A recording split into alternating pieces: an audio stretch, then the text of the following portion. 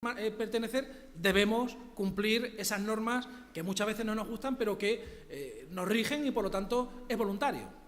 Desde luego, a mí me parece que en cada periodo económico, en cada periodo social, en cada periodo histórico, se articulará de una forma distinta, que en definitiva, como antes decía, esto va a seguir siendo en progresión, se está continuando en su elaboración y yo creo que llegaremos a un punto en el que esa unión de Estados configurará realmente algo importante. En cuanto a Extremadura, y ahí voy a la política, que no queda más remedio que cuando hablamos de los proyectos finalistas, cuando hablamos de que hemos superado, por ejemplo, en Extremadura lo que son los fondos europeos, nos hemos gastado en Extremadura los fondos europeos dedicados al empleo juvenil hasta el año 2014, final del año 2014, nos los hemos gastado en el año 2010, claro, eso es muy difícil de que la gente llegue después a entender y a creer que la labor política se hace en función del interés general, del interés público, pero es una realidad. En Extremadura yo quiero dejar patente un dato que es importante, significativo. El 90% de los presupuestos extremeños, concretamente del año 2014, el 90% no son fondos que se generen directamente en Extremadura. Que se generen directamente en Extremadura. Vienen o bien vía estatal o bien vía fondos europeos. Concretamente, para el año 2014, los presupuestos autonómicos vienen siendo un 20%, unos 1.000 y pico millones de euros, los que vienen de Europa, precisamente para desarrollar políticas europeas, políticas que en definitiva, bueno, pues van a ser finalistas, pero que van a desarrollar en definitiva las políticas que desde el gobierno de la región se quieren llevar a cabo. Y es que además nos exigen que dentro de ese periodo, que vamos a ser objetivo 1, 2014-2020, nos dicen, fíjense ustedes, el 41% de todo ese dinero que van a recibir en ese periodo 2014-2020 lo tienen que dedicar no a lo que antes querían, no a una forma indiscriminada, sino donde ustedes entienden que tienen una potencialidad importante, donde ustedes entienden que tienen una especialización importante y, en definitiva, donde no se va a tirar ni a derrochar el dinero. De ahí que ahora mismo en Extremadura lo que se ha venido haciendo ha sido hacer acuerdos, contactos permanentes con la sociedad civil, con todos los agentes de la sociedad civil, para poder determinar que en Extremadura hace falta hacer inversión en el sector agroalimentario, en el sector de la comunicación, en el sector turístico, en el sector de la salud. Pero desde luego, para que lleguemos al año 2020 con una buena posición, es decir, que ya nos olvidemos de esos fondos europeos, tenemos que tener una lanzadera buena y, por lo tanto, una vez que tengamos esas infraestructuras que ahora mismo, de las cuales somos deficitarios, yo creo que en el año 2020 sí que vamos a conseguir que esos fondos ya no hagan falta que venga a Extremadura, simplemente porque hemos conseguido lo que pretendemos, y es converger con la media del resto de las comunidades. Gracias. No sé si había alguna otra pregunta. Sí. Sí, pero vamos a dejar que pregunten y luego ya en la mesa cruzamos las intervenciones.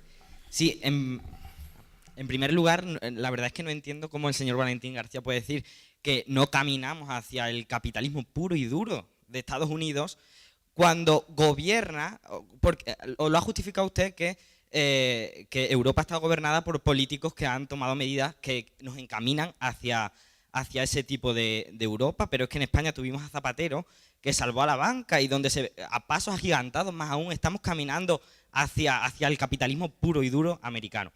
Y luego le quería preguntar al señor Damián, que en su primera intervención habló de luchar contra la pobreza, que en realidad cómo se está patetizando esa lucha contra la pobreza actualmente. ¿Esos fondos que vienen de Europa se están destinando a poner parches y ya está? ¿O lo estamos destinando a realizar realmente cambios estructurales que, bueno, pues que en realidad quizás más a largo plazo luchen contra la pobreza? O una tercera vía que se podría articular sería, si bien destinar parte de ese dinero a realizar esos cambios estructurales y otra parte pues a las situaciones de pobreza que hoy estamos viviendo.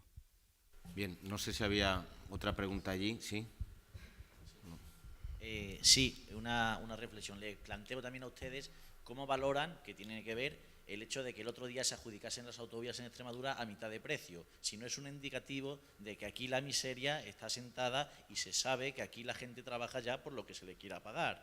Porque eso es generar miseria, no ya porque viene el 50% de menos de la inversión, sino porque se sabe que se puede tirar de piratas por aquí, de piratas para allá, que tiran los precios y lo que hacen es que hunden a las empresas legales en favor de los piratas, como pasó ya con la burbuja, con un montón de empresas que al final perjudican a todos. Gracias. Y ya la última pregunta, y ya lo que hacemos es cerramos para que la mesa pueda debatir sobre estas preguntas y sobre las intervenciones de los miembros de la misma. Bien, buenos días. Bueno, tratándose de la mesa a la que estamos asistiendo, el derecho de la Unión Europea y su repercusión desde una perspectiva regional, no he escuchado a ninguno de los ponentes hablar sobre el tema del principio de proporcionalidad y subsidiariedad del Tratado de Lisboa del año 2009 y de cómo la Asamblea de Extremadura participa en el mecanismo de alerta temprana. Me gustaría que los ponentes, ya que trabajan de forma directa, nos explicaran un poquito en qué consiste ese mecanismo, aunque sé que es arduo y complejo, para que conociésemos un poco cómo funciona la Asamblea en este sentido. Gracias. Bien, pues si les parece vamos a dar otro turno de intervenciones a los miembros de la mesa y ya pueden responder o bien a lo que se ha planteado o si no a las intervenciones que ha habido de los diferentes miembros. A mí me gustaría responder porque ha sido una pregunta directa a la pregunta que hacía sobre la pobreza. Yo decía antes que si lo social y lo económico no va en paralelo, va a ser difícil que la Unión Europea pueda ir a algún sitio. Tenemos un problema importantísimo en esta Unión Europea, que es la pobreza, y la pobreza en gran parte está producida por el paro, por la situación laboral. Los derechos laborales y sociales de los trabajadores dentro de la Unión Europea es algo que ahora mismo está poniendo en tela de juicio en unos países. ¿Habéis visto cómo hay países que intentan echar a trabajadores europeos de sus países si están más de 6 meses sin encontrar un trabajo? Eso hay países como Alemania que lo van a hacer. Tenemos otros países como Francia, gobernado por un partido socialista, donde se echa a gente por ser de una etnia distinta, por ser gitanos rumanos. Es decir, tenemos un problema social importante que tiene que resolver Europa. Europa eso no va resuelto. Europa solamente está pendiente de la macroeconomía. Solo está pendiente del déficit. Solo está pendiente de que el objetivo de déficit sea esto y que los países que están intervenidos ahora mismo cumplan con la normativa. La Troika está ahí amarrando. Fondo Monetario Internacional, Banco Central Europeo y Consejo de Europa. Ahí están. Y ese es el único interés que hay. Por eso yo decía que las políticas europeas tienen que ir encaminadas a la igualdad social, tienen que ir encaminadas a que las ayudas sociales, la normativa vaya junto, la normativa social vaya junto con la normativa económica. Si no, va a ser muy difícil. El dumping social que se produce, estamos produciendo fuera de Europa un montón, las fábricas, un montón de productos que luego se venden en Europa a bajo costo, con un dumping social en manos, con trabajadores mal pagados, con esclavitud y con niños trabajando. Eso lo están haciendo las empresas europeas fuera de Europa. Y todas esas cosas hay que decirlas. Y nosotros, los regionalistas que somos europeístas, porque nosotros queremos Europa de las regiones, también creemos en una Europa justa. Y una Europa donde no haya 120 millones de pobres, en una Europa donde haya trabajo para todos, y una Europa, como decía al principio, donde haya jóvenes. No hay un 50% de jóvenes como en Extremadura que no tienen trabajo. Esa es la Europa que hay que buscar. Podemos hablar de todo lo que se quiera de Europa y de toda la normativa de Europa. Y a lo mejor no hay que saberse, como decía mi compañero del Partido Popular, los miles y picos de normativas y de iniciativas. Eso a la gente le da un poco igual. La gente quiere trabajar, la gente quiere comer, la gente quiere tener posibilidades de realizarse, la gente quiere ser autora de su propio destino. Y la gente quiere Europa, pero una Europa global, una Europa justa, una Europa donde las medidas económicas y las medidas sociales vayan en paralelo. Y eso es lo que me han tenido desde el principio. Y así es como se puede luchar contra la pobreza, si no es imposible. No voy a contestar ninguna de las otras preguntas. Sí, gracias. Pedro. El Tratado de Lisboa, ¿tú sabes qué es lo que sustituyó a la frustrada Constitución Europea? No me está escuchando. Bueno, el Tratado de Lisboa, que es el último texto importante, bueno, el último, después está el Tratado de Ámsterdam, el Tratado de Niza, pero ninguna de estas dos cosas es nueva en el Tratado de Lisboa, eso ya viene de atrás, ¿eh? Y estaba en la fallida Constitución Europea, que en España dijimos que sí, con una participación del 44%, que Holanda con el 66% dijo que no, y Francia, con un 69% también dijo que no. Desde entonces la Constitución Europea quedó en vía muerta y se buscaron otros textos para seguir tirando. El tema de la subsidiariedad no se está aplicando. O sea, no se está aplicando. El principio de subsidiariedad es donde no llegan las políticas nacionales e interviene la Unión Europea, de manera subsidiaria, de manera complementaria. No se está aplicando. En Extremadura, las deficiencias estructurales que tenemos, aquí le voy a robar un poco el discurso a mi amigo Damián, que hemos sido siempre los olvidados, que España no ha sido objetivo, que España no ha considerado objetivo 1 a Extremadura, entonces ahí la Unión Europea no lo está sustituyendo ni complementando. Y luego el tema de la proporcionalidad, habría que fijar un poquito más qué parámetros manejamos. Territorio, población, renta per cápita, PIB, habría que manejar un poquito más. Pero yo creo que ninguno de los dos principios se está aplicando en Extremadura. Gracias. Sí, a ver, sobre esto del capitalismo salvaje. Yo me he debido expresar mal o tú has debido entenderme igual de mal, porque yo no he dicho que la Unión Europea no vaya hacia el capitalismo salvaje ni nada de eso. La Unión Europea, bueno, en este país, en este mundo no hay ningún país que no esté en el capitalismo. No hay ningún país. Pensad el que queráis. China es el país más grande del mundo, pero es el más capitalista de todos. Cuba no es un país no capitalista, es un país capitalista, de economía capitalista. Muy regulada, sí, pero capitalista, ¿eh? No hay ningún país del mundo que no tenga economía capitalista. Entonces, ¿de qué es de lo que estamos hablando? Pues de no utilizar eufemismos, ni neoliberalismo ni capitalismo salvaje de Estados Unidos, no. Nosotros tenemos un modelo social europeo, acordado por la derecha, por la democracia cristiana europea y por la socialdemocracia. Ese era los pilares de construcción de la Unión Europea, dentro del capitalismo, sí, pero con modelo social, con economía social de mercado. Pero en la crisis lo que se ha hecho son políticas muy de derechas, acordadas por gobernantes de partidos de la derecha europea, que son presidentes de gobierno o jefes de Estado, ¿vale? Eso es así, y lo podemos disfrazar el lenguaje como queramos. Pero podía haber una salida por la izquierda a la crisis que no hemos hecho. Y luego, con Zapatero tenemos un problema.